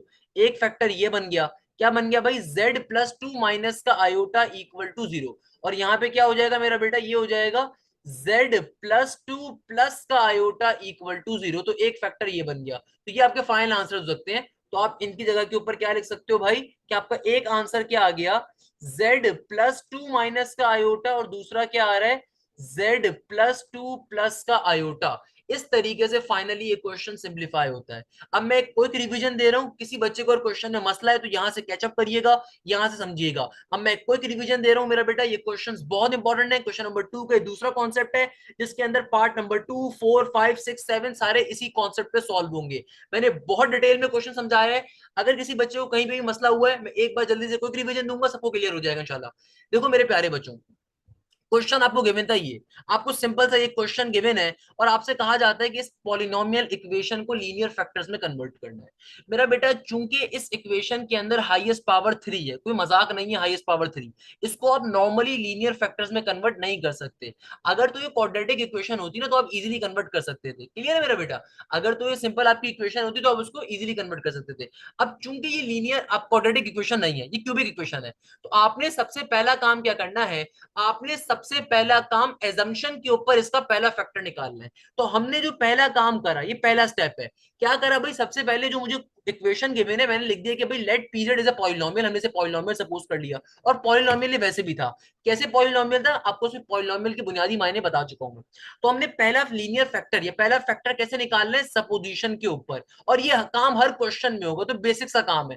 सपोजिशन के ऊपर किया कि भाई हमने z की वैल्यू 1 सपोज करी, जिस भी वैल्यू के ऊपर मेरे पास इक्वेशन के अंदर, जिस भी वैल्यू को सपोज करने पे इक्वेशन पे आंसर 0 आ जाएगा, यानी कि वो मेरा लीनियर फैक्टर पहला होगा। तो हमने इस तरीके से अपना पहला लीनियर फैक्टर बना लिया, जो कि z-1 इक्वल टू 0 था। अब हम लोगों ने बाकी लीनियर फैक्टर्स बनाने के लिए सिंथेटिक डिवीजन मेथड को यूज करा। ये हमारा दूसरा स्टेप था इस क्वेश्चन का। हमने क्या करा, सिंथेटिक डिवीजन मेथड को यूज करा। और ये डिवीजन मेथड मैं बहुत डिटेल में आपको समझा चुका हूँ, इसकी एग्जांपल मैंने करवा दी कि आपने ओरिजिनल क्वेश्चन से कोफिशिएंट्स को लिखना है, और जो भी आपका पहला लीनियर फैक्टर आया था, आपने उसको z की वैल्यू करके यहाँ पे लिख देना है। और फिर आपने फाइनली वहां से इसको सिंप्लीफाई करवा के अपनी वैल्यू को फाइंड कर लेना है। यानी कि ऑन सिंथेटिक डिवीजन मेथड आपने अपने क्वेश्चन को भी सिंप्लीफाई करना है। ये दूसरा स्टेप है। इससे फायदा ये होगा कि भाई आपको क्वेश्चन सिंप्लीफाइड फॉर्म में मिल जाएगा। और इससे मेजर फायदा ये होगा कि आप इस टर्म को लिखोगे कि भाई जो आपका क्वेश्चन था, आपका जो क्वेश्चन था, आपने जब इस क्वेश्चन को डिवाइड करवाया, किससे डिवाइड करवाया, पहले जो आपने फैक्टर निकाला, जो आपने फैक्टर फाइंड किया, उससे डिवाइड करवाया। तो आंसर में आपको इसका आंसर मिल गया, इसका आंसर आपको पर्टिकुलरली टर्म आंसर मिल गई। तो ये जो टर्म डिवाइड हुई थी, उसको हमने दूसरी तरफ सेंड कर दिया। यानी कि इससे आपने इस बात को शो कर दिया कि आपका जो ओरिजिनल क्वेश्चन आ रहा है, वो बेसिकली इन दो टर्म्स के बराबर आ रहा है। अब ये तो फैक्टर के फॉर्म में पहले ही मौजूद था, अब ये टर्म अभी भी फैक्टर के फॉर्म में नहीं थी, तो इसको फैक्टर पे कन्वर्ट करना था। तो हमने बेसिकली यहां से इसको क्वाड्रेटिक इक्वेशन में कन्वर्ट किया। देखो भाई, इधर देखो, हमने सिंपल तरीके से सिंथेटिक डिवीजन मेथड के ऊपर क्या फाइंड करा मेरा बेटा, ये सिंथेटिक डिवीजन मेथड के ऊपर हमारा आंसर सिंप्लीफाई होके आ गया। यहां तक की बात सबको क्लियर हो गई? सिंथेटिक डिवीजन के ऊपर क्या आ गया, हमारा आंसर सिंप्लीफाई होके आ गया। सिंथेटिक डिवीजन मेथड होता क्या है, मैंने उसको एक बार लिखा। भाई सिंथेटिक डिवीजन के अंदर हमने क्या किया था, हमने बेसिकली अपना जो भी हमारी इक्वेशन थी, ओरिजिनल क्वेश्चन था, जो भी हमारी क्वेश्चन की इक्वेशन थी, उसको डिवाइड करवाया था ना फैक्टर के से, और हमारे पास कोई आंसर आया था। तो हमने यही चीज यहाँ पे लिख दी कि भाई देखो, जब मैंने अपनी ओरिजिनल इक्वेशन को, ओरिजिनल क्वेश्चन को किससे डिवाइड करवाया, किससे डिवाइड करवाया, फैक्टर से डिवाइड करवाया। तो मेरा बेटा जब फैक्टर से डिवाइड करवाया तो फैक्टर यहाँ पे जब डिवाइड हो रहा था तो भाई मेरे पास एक पर्टिकुलर टर्म आंसर आ गई। अब ये टर्म दूसरी तरफ जाके क्या हो जाएगी, मल्टीप्लाई हो जाएगी। हमने यही काम किया। तो इससे बेसिकली देखो हमारे पास एक स्टेटमेंट बन गई। ये क्या बन गई, एक स्टेटमेंट बन गई कि यार देखो ये ओरिजिनल क्वेश्चन जो है बराबर आ गया Z square plus 4z plus 5 के इंटू जेड माइनस 1 के। या एक और तरीके से मैं इस बात को ऐसे भी कह सकता हूं कि हमने बेसिकली अपने ओरिजिनल इस क्वेश्चन को सिंप्लीफाई करवा दिया इन दो टर्म्स के ऊपर, इन दो टर्म्स के ऊपर। ये वाली टर्म तो हमने पहले सॉल्व करी हुई है, इसको फर्दर सॉल्व करना था क्वाड्रेटिक फॉर्मूले के ऊपर, हमेशा सॉल्व होगी। इसके स्टेप्स याद कर लीजिएगा, ये हमेशा से एक ही स्टेप्स रहेंगे। तो हमने क्या करा भाई, हमने इस क्वाड्रेटिक इक्वेशन को फर्दर सिंप्लीफाई करना था तो हमने सिंपल तरीके से क्वाड्रेटिक फॉर्मूले को यूज करा। और सिंपल तरीके से हम लोगों ने क्वाड्रेटिक फॉर्मूला अप्लाई करते हुए इन दो टर्म्स को भी सिंप्लीफाई कर लिया। आपका आंसर हमेशा इस तरफ आएगा तमाम का तमाम। तो ये आपका करेक्ट आंसर आ गया, जेड के दोनों आंसर आ गए। तो बेसिकली चूंकि ये दोनों आंसर जो आए ये इस इक्वेशन को सॉल्व करने पे आए, तो हमने इस इक्वेशन की जगह के ऊपर इन दोनों आंसर्स को फाइनली लास्ट के अंदर लिख दिया और ये हमारे पास फाइनली हमारा क्वेश्चन सॉल्व हो गया। मुझे मालूम है मेरा बेटा क्वेश्चन बड़ा है, मुझे मालूम है क्वेश्चन बहुत बड़ा है, मगर ऐसा नहीं है कि क्वेश्चन बहुत डिफिकल्ट है। It depends upon your practice, आप मेहनत कितनी करते हो। बेटा अगर आप प्रैक्टिस करोगे, आप अगर चीजों को साथ साथ कवर करोगे, यकीन मानो आप इसको इजीली कवर कर सकते हो। देखो ये क्वेश्चन मुश्किल है मुझे मालूम है बेटा, मैंने पौन घंटा लिया, मेरा गला इस वक्त शदीद दर्द कर रहा है, बट मैंने स्टिल आपको बहुत डिटेल में एक एक चीज समझाई। अब देखो जो नेक्स्ट क्वेश्चन होगा आपके लिए करना बहुत इजी होगा, परेशान होने की जरूरत नहीं है। अब देखो जो नेक्स्ट क्वेश्चन होगा ना आप वो इजीली सॉल्व कर सकते हो, क्योंकि मैंने इतना जब गला सुखाया ना, मुझे खुदा की जात से यकीन है कि वो अब आपके लिए बड़ा आसान होने वाला है। लेट सपोज देखिएगा क्वेश्चन नंबर 2 का पार्ट नंबर 4 कैसे सॉल्व होगा। मेरा बेटा बहुत सिंपल सा क्वेश्चन है। आपको लेट सपोज कहा जा रहा है जेड क्यूब प्लस का 3z स्क्वायर प्लस का 3z स्क्वायर, आगे कहा जा रहा है प्लस का 4z, और आगे आ रहा है प्लस का 2। अगेन मेन क्वेश्चन आपका वही है। आपसे क्या कहा जा रहा है, आपको बड़ी सिंपल सी बात की जा रही है, बड़ी सिंपल सी बात की जा रही है आपसे। आपको जो क्वेश्चन दिया जा रहा है, आपसे कहा जाता है कि भाई सिंपल तरीके से इसको लीनियर फैक्टर्स में ब्रेक करना है। बेटा बेटा बेटा हेरा, मैं आपकी बात सुन चुका हूँ, मुझे फजूल क्वेश्चन लगा इसलिए मैंने उसको नहीं जवाब देना जरूरी समझा। क्योंकि जब मैं अभी नेक्स्ट क्वेश्चन समझा रहा हूँ तो आपका डाउट यहाँ से वैसे ही वो क्लियर हो जाएगा, क्योंकि आप बार बार आपका नेट डिस्कनेक्ट हो रहा है जिसकी वजह से आप नहीं समझ पा रहे हो बेटा। जहाँ तक मुझे जो भी आपको अगर मसले मसाइल है इस क्वेश्चन को अगर आप समझोगे आपको इजीली वो चीज क्लियर हो जाएगी बेटा, मैं आपको इतनी गारंटी देता हूँ। देखो भाई सबसे पहला काम, देखो सिंपल सी बात है, आपके पास अगेन हमने डिटेल में क्वेश्चन समझ लिया, अब इस क्वेश्चन को समझना बहुत इजी है। आपने सबसे पहला काम क्या करा मेरा बेटा, क्वेश्चन को एज इट इज एक दफा लिख दिया, सही है ना भाई, पहला काम कर दिया। अब आपने इसको पी जेड, आपने इसको पॉलिनोमियल सपोज करना है, तो जाहिर सी बात है पहली स्टेटमेंट लिख दो, let P Z is equal to, जो आपका क्वेश्चन आ रहा है is the polynomial, is polynomial. अब पॉलिनोमियल को सॉल्व करने का तरीके का देखो दो स्टेप्स हैं क्वेश्चन सॉल्व करने के, बहुत आसान तरीके समझाऊंगा। पहला स्टेप क्या है, आपने सपोजिशन करवानी है। आप लेट सपोज आपके पास जो फैक्टर आ रहा है, ये आपके पास क्या आ रहा है मेरा बेटा, आपके पास जो क्वेश्चन गिवन है P Z is equal to Z cube plus का 3z स्क्वायर प्लस का 4z प्लस का 2, आपके पास जो बेसिकली फैक्टर आ रहा है। आपने क्या करना है, सबसे पहला स्टेप क्या है भाई, आपने सबसे पहले अपनी मर्जी से कोई भी फैक्टर सपोज कर लेना है। अब देखो फॉर एग्जाम्पल मैं सपोज करता हूं z इज इक्वल टू 1, तो जहां जहां z आ रहे हैं 1 आ जाएगा। आइए देखते हैं कि इसके ऊपर इक्वेशन 0 के बराबर आएगी नहीं आएगी। मेरा बेटा देखो 1 का क्यूब 1 ही रहेगा, प्लस का 3 इंटू 1 का स्क्वायर हो जाएगा, प्लस का 4 इंटू 1 प्लस का 2। तमाम टर्म्स का साइन प्लस के अंदर है, तो मुझे साफ दिख रहा है 0 नहीं आएगा। क्या बन जाएगा, 1 प्लस का 3 प्लस का 4 प्लस का 2। तो मेरा बेटा क्या हो जाएगा, 1 प्लस 3 4, 4 प्लस 4 8, 8 प्लस 2 क्या हो जाएगा 10, यानी कि 0 नहीं आ रहा। इसका मतलब ये हमारा फैक्टर नहीं हो सकता, इसका मतलब ये हमारा फैक्टर नहीं हो सकता। तो लिख दो बेशक, यहाँ पे लिख दो नॉट अ फैक्टर, लिख दो यहाँ पे नॉट अ फैक्टर। क्योंकि फैक्टर बनने की निशानी क्या है कि जब आप उस नंबर को इक्वेशन में डालोगे तो आंसर 0 आना चाहिए। अब देखो यहाँ पे आंसर 10 आ रहा है, इसका मतलब ये सही फैक्टर नहीं है, तो इसको इग्नोर कर दो। नेक्स्ट सपोज कर लेंगे z इज इक्वल टू -1, -1 पे सपोज कर लेते हैं। मेरा बेटा क्या बन जाएगा गौर से देखते हैं, तो क्या हो जाएगा मेरा बेटा, जहां जहां z आ रहा है वहां -1 आ जाएगा, तो भाई ये बन जाएगा -1 का क्यूब, आगे क्या हो जाएगा प्लस का 3 -1 का स्क्वायर प्लस का 4, z की जगह पे हो जाएगा -1 प्लस का 2। अब गौर से बात को समझिएगा, देखो भाई क्या हो जाएगा -1 की पावर में क्यूब है, क्यूब कैसी पावर है, ऑड पावर, तो नेगेटिव नेगेटिव ही रहेगा। यहाँ क्या हो जाएगा 3 इंटू -1 का स्क्वायर, -1 का स्क्वायर क्या होगा पॉजिटिव होगा तो प्लस का 3 आ जाएगा। फिर यहाँ पे क्या होगा 4 इंटू -1 क्या हो जाएगा, नेगेटिव का 4 हो जाएगा, प्लस का 2 एज इट इज। मेरा बेटा देखो -1 और -4 -5 हो गया, और 3 + 2 क्या हो जाएगा, +5। तो +5 से -5 कैंसिल आउट हो गया, यानी कि p की वैल्यू -1 रखने के ऊपर आंसर क्या हो गया, 0 हो गया। मैंने आपसे क्या कहा था, पहला स्टेप क्या होता है, सपोजिशन करवाना। अगर सपोजिशन करवाने पे आपके पास आंसर ओरिजिनल इक्वेशन में पुट करने पे 0 आ जाए, इसका मतलब आपने जो फैक्टर सपोज करा है वो सही है। यानी कि हम क्या लिख सकते हैं, hence the first factor, yeah, hence the factor of polynomial is, hence the factor of this polynomial is, यानी कि फैक्टर ऑफ पॉलिनोमियल क्या आ गया मेरे पास, हमने देखो सपोज करा है z इज इक्वल टू -1, तो यहां से हमारे पास फैक्टर क्या आएगा, देखो जब z की वैल्यू -1 सपोज करें, -1 वहां जाएगा, तो फैक्टर का मतलब ये होता है कि तमाम वैल्यू 0 से 1 तरफ हो, तो क्या बन जाएगा मेरा बेटा, उस तरफ जाके z की वैल्यू +1। तो ये जो बेसिकली टर्म आ गई, ये हमारे पास फैक्टर आ गई। ये हमारा पहला स्टेप यहाँ पे एंड हो गया। क्या हो गया मेरा बेटा, पहला स्टेप यहाँ पे एंड हो गया। बिल्कुल परेशान होने की जरूरत नहीं, देखो कितनी जल्दी सॉल्व हो गया, कितनी जल्दी सॉल्व हो गया, सही है मेरा बेटा। ये पहला स्टेप हम लोगों ने परफॉर्म कर लिया। अब क्या करेंगे, दूसरे स्टेप पे जाएंगे। दूसरा स्टेप क्या मैंने आपको सिखाया, दूसरे स्टेप की हेरिंग बेशक डाल दीजिएगा, पेपर में लॉन्ग में क्वेश्चन आएगा इंशाल्लाह।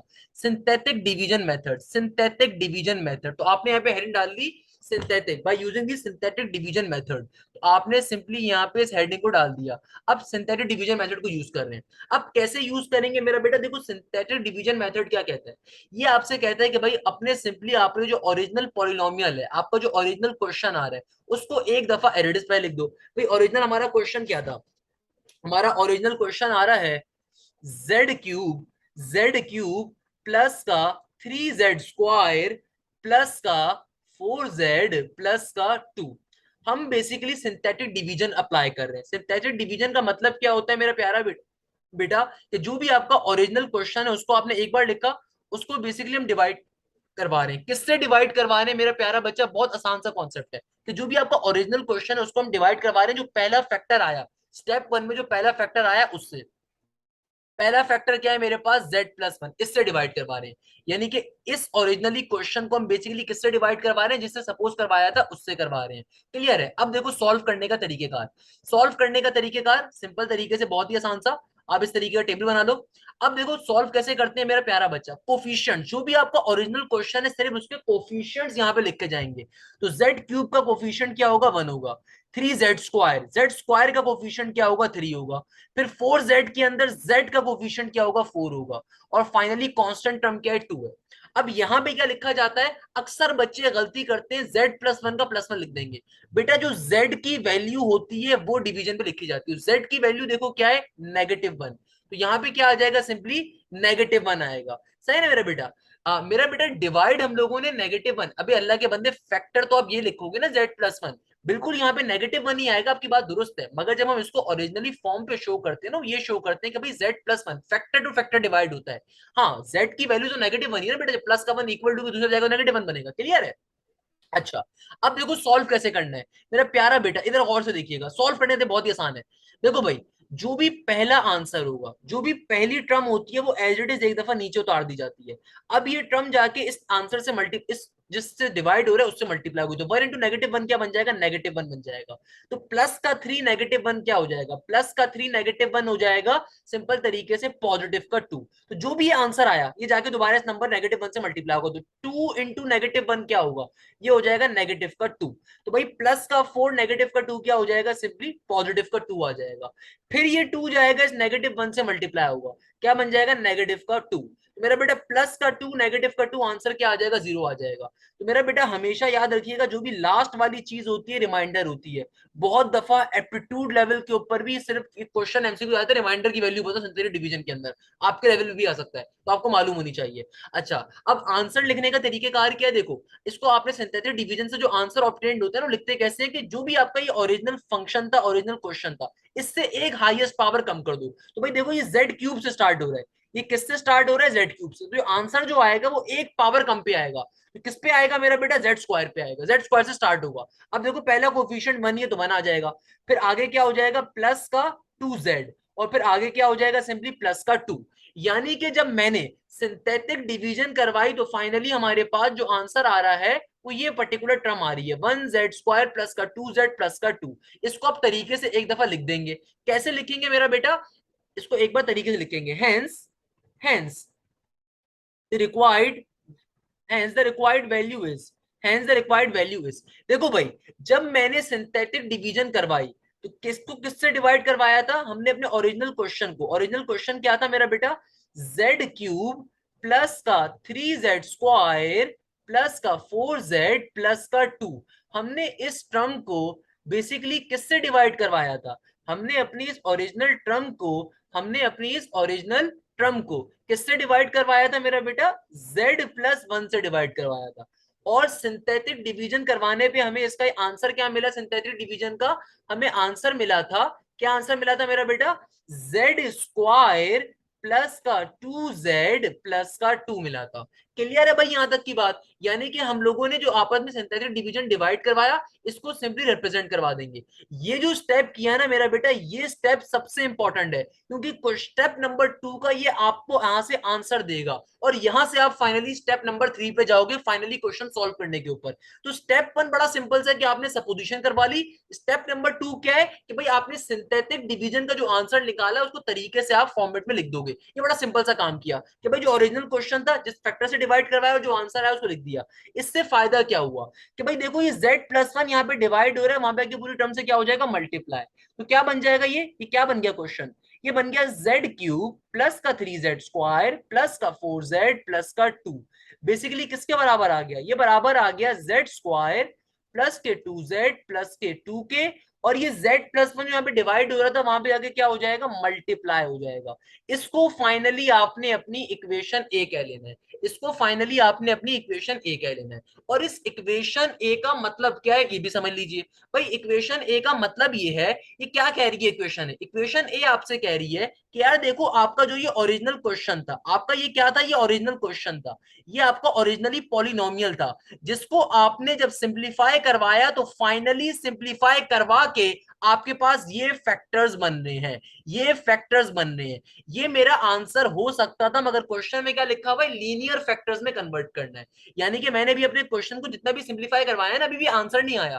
क्यों नहीं आंसर आया? क्योंकि मेरा बेटा यहाँ पे z² प्लस 2z+2 वाली टर्म बन रही है, जो कि क्वाड्रेटिक इक्वेशन है। इस टर्म को फर्दर सॉल्व करवाना पड़ेगा। तो ये स्टेप नंबर 3 है हमारा। स्टेप नंबर 3 का कहता है जो क्वाड्रेटिक इक्वेशन आई है, इसको फर्दर सिंप्लीफाई कर दो। तो इसको सिंपल जुमला यहाँ पे लिख दो, now solving for the now solving जो भी क्वाड्रेटिक इक्वेशन आई है, इसको सॉल्व करना है। Now solving for z² plus का 2z प्लस का 2। यानी कि जो भी हमारी ये इक्वेशन आई है, इसको फर्दर सिंप्लीफाई कर रहे हैं, फर्दर सॉल्व कर रहे हैं।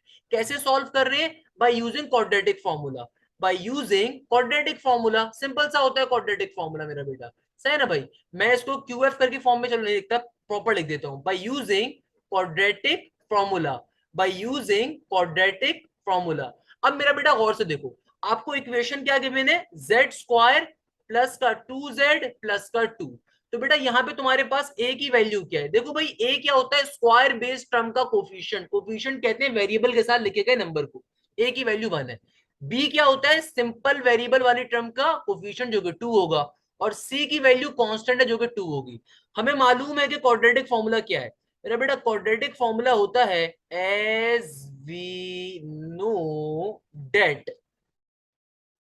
क्वाड्रेटिक फॉर्मूला क्या होगा? माइनस का b प्लस माइनस का रूट के अंदर b² माइनस का 4ac डिवाइडेड बाय 2a। ये क्या है मेरा बेटा? हमारे पास सिंपली क्वाड्रेटिक फॉर्मूला। तमाम वैल्यूज को इसमें पुट कर देना है आपने। भाई कुछ भी नहीं करना, क्वेश्चन बहुत सिंपल है। क्या करना है मेरा बेटा? तमाम वैल्यूज को पुट कर देना है। देखो, माइनस का माइनस इट इज, b की वैल्यू क्या है? 2, प्लस माइनस का साइन, अंडर रूट का अंडर रूट, b का स्क्वायर क्या हो जाएगा? 2 का स्क्वायर, माइनस का 4 है, ए की वैल्यू क्या है? 1, सी की वैल्यू क्या है? 2। और नीचे डिवीजन में क्या आ जाएगा मेरा बेटा? डिवीजन में आ जाएगा सिंपल तरीके से तुम्हारे पास 2 इंटू ए की वैल्यू 1 है। तो क्या बन जाएगा? z is equal to minus का 2 प्लस माइनस का रूट के अंदर 2 का स्क्वायर इज 4, माइनस का 4 2 जार इज 8। और डिवीजन में क्या आ जाएगा? 2 1 जार 2 का 2 एज इट इज। अच्छा भाई, फर्दर सिंप्लीफाई कर लो जल्दी से मेरा बेटा। क्या बन जाएगा? z is equal to minus का 2 प्लस माइनस का 4 में से अगर 8 गया तो क्या बन जाएगा? 4 में से अगर 8 गया तो क्या बनेगा? माइनस का 4 बनेगा। और डिवीजन में 2 का 2 एज इट इज, 2 का 2 क्या आ जाएगा? एज इट इज आ जाएगा। अच्छा भाई, अब मुझे साफ दिख रहा है मेरा बेटा, यहाँ पे रूट में -4 आ रहा है, तो नेगेटिव के 4 को बाहर निकाल देंगे। कैसे बाहर निकालेंगे, आयोटा का सिंबल यूज करेंगे, -4 नेगेटिव का 1 बाहर आ गया, 2 का 2 एज इट इज। सिंप्लीफाई कर लो इसको फर्दर यार। फर्दर सिंप्लीफाई कैसे करोगे मेरा बेटा, सिंपल तरीके से √4 बराबर होगा किसके, सिंपली 2 के। √4 किसके बराबर होगा मेरा बेटा, 2 के। डिवीजन में भी 2 आ गया, सही है ना भाई। सिंपल तरीके से यहाँ पे पूरे उससे 2 कॉमन ले लीजिए, पूरे उससे जब 2 कॉमन आ जाएगा तो क्या बचेगा, नेगेटिव का 1 प्लस माइनस का आयोटा। पूरे हमने इक्वेशन से 2 कॉमन ले लिया, ऊपर वाला 2 नीचे वाले 2 को क्या कर देगा, कैंसिल आउट कर देगा। तो आपके पास फाइनली z की वैल्यू क्या आ जाएगी, नेगेटिव का 1 प्लस माइनस का आयोटा। z की वैल्यू क्या आ जाएगी, नेगेटिव का 1 प्लस माइनस का आयोटा। यानी कि z की वैल्यू एक आ जाएगी नेगेटिव का 1 प्लस का आयोटा, और दूसरी आ जाएगी z is equal to negative का 1 नेगेटिव का आयोटा। यानी कि फाइनली हमारे फैक्टर्स क्या होंगे भाई, फैक्टर्स तमाम वैल्यूज को दूसरी तरफ सेंड करेंगे ना, तो नेगेटिव का 1 वहां पे जाएगा तो क्या बन जाएगा, प्लस का 1, प्लस का आयोटा वहां पे जाएगा तो क्या बन जाएगा, माइनस का आयोटा। ये फाइनली पहला फैक्टर आ गया। दूसरा फैक्टर क्या आएगा मेरा बेटा, माइनस का 1 यहाँ पे जाएगा तो +1 आएगा, माइनस का आयोटा जब यहाँ पे जाएगा तो प्लस का आयोटा आएगा। तो ये फाइनली हमारे पास 2 फैक्टर्स आ गए। इस तरीके से फाइनली आपके पास सारे फैक्टर्स आ गए। अब लास्ट में वापस अपनी इक्वेशन ए में जाओगे और इस इक्वेशन की जगह के ऊपर इन फैक्टर्स की वैल्यूज को पुट कर दोगे, फाइनली क्वेश्चन सॉल्व हो जाएगा। तो इस बात को यहाँ पे लिख दोगे, hence equation A becomes, hence equation A becomes, hence equation A becomes। तो मेरा बेटा फैक्टर्स क्या आ गए तुम्हारे पास, इक्वेशन ए क्या बन जाएगी हमारे पास, ये सिंपल तरीके से क्या थी, जेड क्यूब प्लस का, एक बार क्वेश्चन को पहले लिख देते हैं, क्या है मेरा बेटा, जेड क्यूब, क्या है क्वेश्चन भाई, जेड क्यूब माइनस का, सॉरी जेड क्यूब प्लस का 3z² प्लस का 4z प्लस का 2 इक्वल टू के बाद एक फैक्टर आया मेरे पास z+1 माइनस का आयोटा, दूसरा फैक्टर आया z+1 प्लस का आयोटा, और तीसरा फैक्टर जो पहली फाइंड करा वो तो वो क्या था, z+1 था। तो ये फाइनली हमारे पास इस क्वेश्चन के पर्टिकुलर आंसर्स आ गए। अब बताओ किसी बच्चे को यहां तक कोई प्रॉब्लम, कोई मसला, कोई परेशानी। क्वेश्चन में क्या स्टेप्स करे, दोबारा से रिपीट कर देता हूँ, सिंपल सा क्वेश्चन है मेरा बेटा, आपको पॉलिनोमियल इक्वेशंस गिवन है, आपको क्या गिवन है, पॉलिनोमियल इक्वेशन गिवन है। जब कभी आपको पॉलिनोमियल इक्वेशन गिवन होगी, सबसे पहला स्टेप देखो, मैंने इस क्वेश्चन को 3 स्टेप्स में ब्रेक किया है। अगर आप मुझसे मुझसे पढ़ रहे हो तो बेटा इन 3 स्टेप में सॉल्व करना, क्वेश्चन इजीली सॉल्व हो जाएगा चुटकी बजा के। पहला स्टेप क्या है, सपोजिशन वाला, पहला स्टेप क्या है, सपोजिशन वाला। सिंपल तरीके से सपोजिशन करवानी है, जिसके ऊपर आंसर 0 आएगा वो आपका पहला फैक्टर होगा। उस फैक्टर की बुनियाद के ऊपर सिंथेटिक डिवीजन मेथड के ऊपर जाओगे, सिंथेटिक डिवीजन मेथड आपको इक्वेशन ए देगा, और जब इक्वेशन ए मिल जाएगा तो फाइनली फिर क्वाड्रेटिक इक्वेशन को सिंप्लीफाई करना होगा, और यहां से आपके पास फाइनली आंसर आ जाएगा जब वापस तमाम इन फैक्टर्स की वैल्यू को इक्वेशन ए में पुट करोगे। तो ये फाइनली आपके पास तमाम क्वेश्चन के फैक्टर्स आ गए। लास्ट में बेशक एक जुमला लिख दो, hence all the factors are obtained. क्या लिखोगे भाई, hence all the factors are obtained. इस तरीके से आपका फाइनली क्वेश्चन सॉल्व हो गया। अब बताओ मेरा बेटा, किसी बच्चे को यहाँ पे कोई मसला, कोई परेशानी, कोई प्रॉब्लम, और वो तमाम के तमाम स्टूडेंट जो आज क्लास में बैठे हुए हैं, बेटा मैं बाकी के 3 क्वेश्चन नेक्स्ट क्लास में ऑब्वियसली करवाऊंगा, मगर एक क्वेश्चन मैं आपको भी होमवर्क के तौर पे दूंगा, और वो क्वेश्चन होगा एक्सरसाइज 1.3 की एग्जांपल है। मैं आपको एक क्वेश्चन लिख के दे देता हूं, आपने इस क्वेश्चन को खुद से बैठ के सॉल्व करना है। ये क्वेश्चन बहुत ही सिंपल सा है, बिल्कुल इसी पैटर्न के ऊपर सॉल्व होगा। ये क्वेश्चन भी एग्जाम के लिए बड़ा इंपॉर्टेंट होगा। तो ये बुक की एग्जांपल है, पहले बता रहा हूँ, ये बुक की एग्जांपल है, इसको आपने होमवर्क पे सॉल्व करना है। और वो तमाम बच्चे जो हमारे ऑनलाइन बैच के शागिर्द हैं, मेरा बेटा आपने आज रात 12 बजे से पहले पहले मुझे अपने व्हाट्सएप ग्रुप के ऊपर इसका सॉल्यूशन भी सेंड करना है। भाई देखो, अगर ये क्वेश्चन आपको लंबा लग रहा है, बिल्कुल कहूंगा लंबा है भाई, फर्स्ट ईयर मैथ्स की किताब चेंज हो गई है, अब ये बिल्कुल हंसी मजाक वाली किताब नहीं है, अब ये मजे की किताब है कि इसके लिए एज अ टीचर मुझे भी बहुत दफा मजा आता है पढ़ाते हुए। ये नॉर्मल किताब अब नहीं है भाई। कहने का मकसद ये कि इस किताब को हैवान के बच्चे पढ़ते हैं या शैतान के बच्चे पढ़ते हैं या फरिश्तों के बच्चे नहीं पढ़ते, आप जैसे इंसानों के बच्चे ही पढ़ेंगे, आप में से ही बच्चे इसमें से पोजीशन लेंगे। तो भाई जो बच्चा प्रैक्टिस करेगा वही कामयाब होगा। तो अगर आप में से कोई बच्चा ये सोच रहा है कि सर ये किताब बड़ी मुश्किल है, या सर मैं तो अपना कोई फेडरल बोर्ड में से इतना मुश्किल आ गया, सर ये क्या है सर, बेटा ये बहुत आसान क्वेश्चन है। अगर आपकी बेस अच्छी बनेगी तो कल को अच्छी यूनिवर्सिटी में जाओगे। तो बेटा अगर आपको लग रहा है ये क्वेश्चन मुश्किल है, बाखुदा क्वेश्चन मुश्किल नहीं है। मैंने एक एक स्टेप बहुत तरीके से सॉल्व करवाया है, अगर आप प्रैक्टिस नहीं करोगे घर पे बैठ के आप कुछ नहीं कर सकते। तो आज का होमवर्क क्या है कि भाई मैं आपको एक क्वेश्चन दे रहा हूं, इसको रात 12 बजे से पहले पहले तमाम बच्चों ने अपने व्हाट्सएप ग्रुप पे मुझे सेंड करना है, और जो बच्चे बाद में ऑनलाइन देखोगे तो भाई आपने घर पे बैठ के बाद में सॉल्व कर सकते हो, कोई मसले की बात नहीं है। क्वेश्चन है Z cube, Z cube minus का, जेड क्यूब माइनस का 3z² प्लस का z प्लस का 5, ये सिंपल सा क्वेश्चन है। जेड क्यूब माइनस का 3z² प्लस का z प्लस का 5, सिंपल सा क्वेश्चन है, कोई मुश्किल चीज नहीं है इस क्वेश्चन के अंदर। बच्चे बच्चे सॉल्व करते हैं हमारे मुल्क के ये क्वेश्चन। इसके आंसर्स क्या आएंगे, फैक्टर्स क्या आएंगे, बता देता हूं पहले। एक फैक्टर आएगा एक फैक्टर होगा z प्लस का 1, एक फैक्टर होगा z-2 माइनस आयोटा, और एक होगा z-2 प्लस का आयोटा। आंसर्स मैंने बता दिए इस क्वेश्चन के। क्वेश्चन आपने घर पे बैठ के सॉल्व करना है बेटा, अगर प्रैक्टिस नहीं करोगे क्वेश्चन नहीं समझ में आएगा। अगर तुम्हें आज क्वेश्चन बहुत अच्छा समझ में आया, मैं अक्सर देखता हूं बच्चे कहते हैं सर वो क्वेश्चन क्लास में तो समझ में आ गया था, वो पता नहीं सर वो फिर भूल गए सर, समझ में नहीं आया बाद में। तो बेटा उसके पीछे रीजन है, क्लास में क्वेश्चन समझ में नहीं आता, क्लास में एग्जामिनर या क्लास में जो टीचर होता है वो क्वेश्चन आसान बना देता है। बेटा क्वेश्चन कभी भी इजी नहीं होता, इजी बनाया जाता है बच्चे के लिए। तो भाई अगर बच्चा उस कॉन्सेप्ट की घर पे जाके प्रैक्टिस नहीं करेगा तो मेरा बेटा आपके सर से वो क्वेश्चन ऐसे उड़ेगा जिस तरह आपके सर से आजकल बाल उड़ रहे होंगे, सही है ना भाई। तो ये क्वेश्चन बड़ा इंपॉर्टेंट है, अगर आप इनकी घर पे बैठ के प्रैक्टिस नहीं करोगे तो आप इनको सॉल्व भी नहीं कर सकते। बेटा कोई रीजन है कि मैंने इतने डिटेल में सारे क्वेश्चंस पढ़ाए, बेटा बाखुदा मैं और तरीकों से भी पढ़ा सकता था दूसरे लोगों की तरह, कि पहले क्वेश्चंस को बोर्ड पे छाप देता और फिर बोर्ड पे खड़े होकर छाप के आपको बोलता कि भाई मैंने क्वेश्चन लिखा हुआ है, अभी ऐसे ऐसे ऐसे सॉल्व हो रहा है। मैंने एक एक स्टेप अगर खुद से हाथ से सॉल्व करा, इसका पीछे रीजन क्या थी कि भाई आपको ताकि समझ में आए। अब आई होप कि जब ये दो क्वेश्चन मैंने सॉल्व करवाए तो आपको इजीली बात क्लियर होगी। क्लियर है मेरा बेटा। क्वेश्चन मैंने जो एग्जांपल दी है आपको होमवर्क के तौर पे वो सिंपल सी है, वो है भाई z³ माइनस का 3z² प्लस का z प्लस का 5।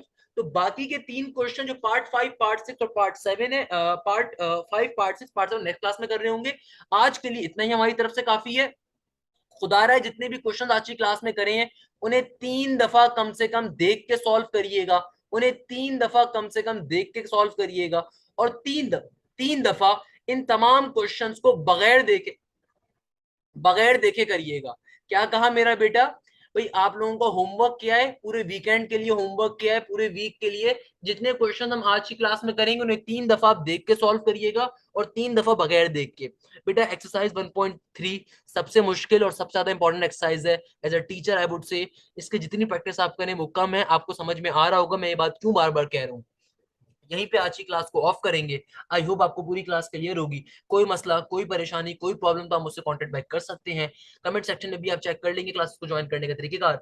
बाकी अगर कोई मसले मसाइल हैं तो आप जल्दी से मुझसे पूछ लें, नहीं तो खुदा हाफिज, जज़ाकल्लाह, thank you so much. Hashim Zia signing of.